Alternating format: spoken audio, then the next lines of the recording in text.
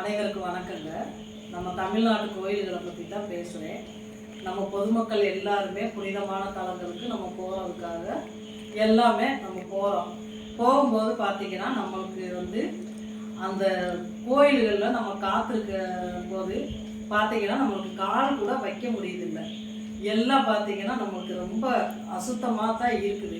அதே சமயத்தில் பார்த்திங்கன்னா நம்ம கட்டடக்கலைகள் பிரசித்தியானது. இதுகளையெல்லாம் நம்மளால் அங்கே போய் நிற்கும்போது இந்த கோயில் புனிதங்கள்லாம் கெட்டு போகும்போது நம்ம எல்லாத்துலேயுமே அதிக நேரம் செலவழிக்க வேண்டியதாக இருக்குது.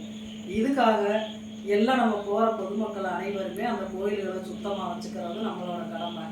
அதே கோயில் நிர்வாகமும் இதை கவனிக்கணும், அதிகாரிகளும் இதை கவனிக்கணும்.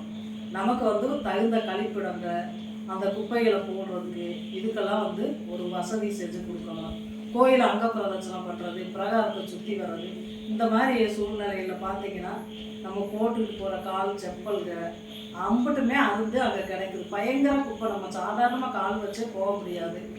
பயங்கரமான இது இருக்குது. அதே மாதிரி நம்ம அன்னதானம் போடுற கியூலை பார்த்திங்கன்னா அடித்து பிடிச்சி நம்ம நிற்க வேண்டியது இருக்குது.